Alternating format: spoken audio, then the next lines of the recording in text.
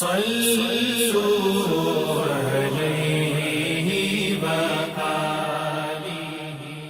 بخاری حدیث نمبر 231۔ حضرت عائشہ رضی اللہ تعالی عنہا نے فرمایا کہ میں رسول کریم صلی اللہ علیہ وسلم کے کپڑے سے منی کو دھو ڈالتی تھی، پھر آپ نماز کے لیے باہر نکلتے اور دھونے کا نشان یعنی پانی کے دھبے کپڑے میں ہوتے۔ صحیح بخاری حدیث نمبر 232۔ حضرت عائشہ رضی اللہ تعالی عنہا رسول کریم صلی اللہ علیہ وسلم کے کپڑے سے منی کو دھو ڈالتی تھیں۔ وہ فرماتی ہیں کہ پھر کبھی میں ایک دھبا یا کئی دھبے دیکھتی تھی۔ صحیح بخاری حدیث نمبر 233۔ کچھ لوگ اوقل یا اورینا قبیلوں کے مدینے میں آئے اور بیمار ہو گئے۔ رسول اللہ صلی اللہ علیہ وسلم نے انہیں لقاح میں جانے کا حکم دیا اور فرمایا کہ وہاں اونٹوں کا دودھ اور پیشاب پئیں۔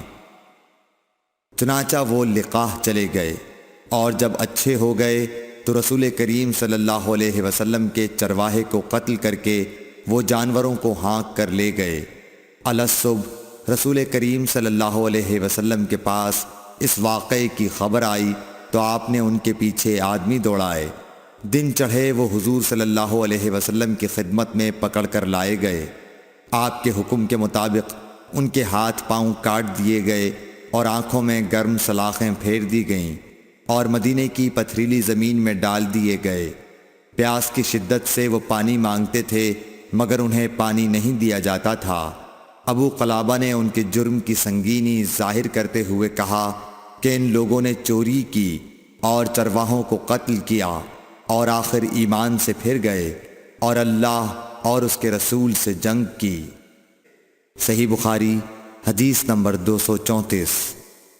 رسول اللہ صلی اللہ علیہ وسلم مسجد کی تعمیر سے پہلے نماز بکریوں کے باڑے میں پڑھ لیا کرتے تھے۔ صحیح بخاری حدیث نمبر 235۔ رسول کریم صلی اللہ علیہ وسلم سے چوہے کے بارے میں پوچھا گیا جو گھی میں گر گیا تھا۔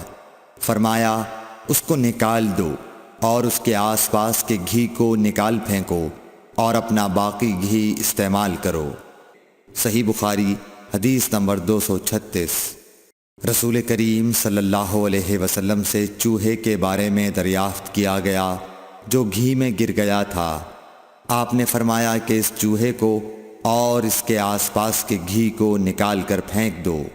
صحیح بخاری حدیث نمبر 237۔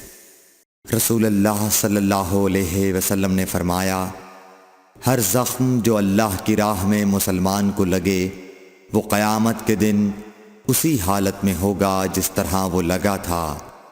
اس میں سے خون بہتا ہوگا جس کا رنگ تو خون سا ہوگا اور خوشبو مشک کی سی ہوگی۔ صحیح بخاری حدیث نمبر 238۔ رسول کریم صلی اللہ علیہ وسلم نے فرمایا کہ ہم لوگ دنیا میں پچھلے زمانے میں آئے ہیں مگر آخرت میں سب سے آگے ہیں۔ صحیح بخاری حدیث نمبر 239۔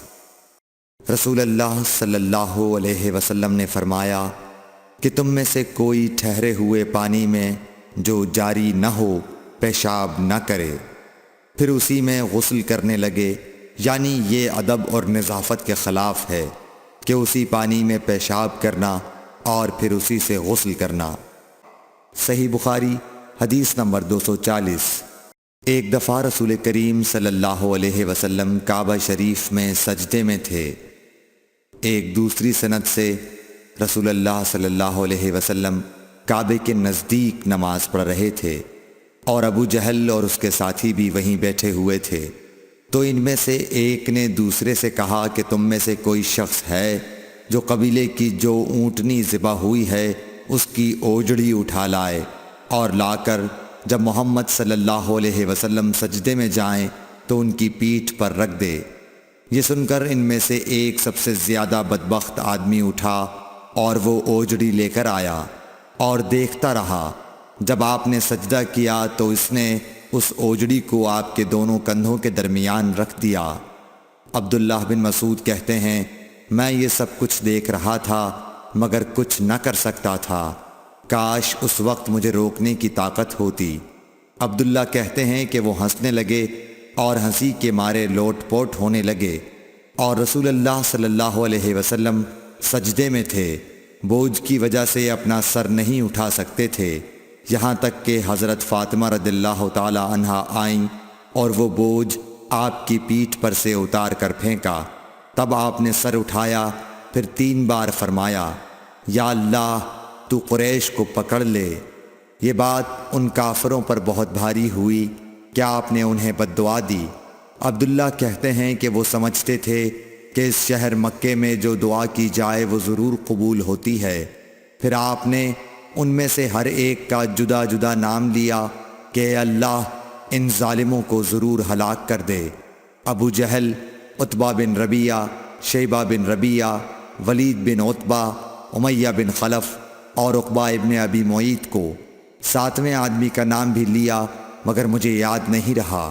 اس ذات کی قسم جس کے قبضے میں میری جان ہے کہ جن لوگوں کے بد دعا کرتے وقت آپ نے نام لیے تھے، میں نے ان کی لاشوں کو بدر کے کنویں میں پڑا ہوا دیکھا۔ Thanks for watching. Don't forget to like, comment, share and subscribe to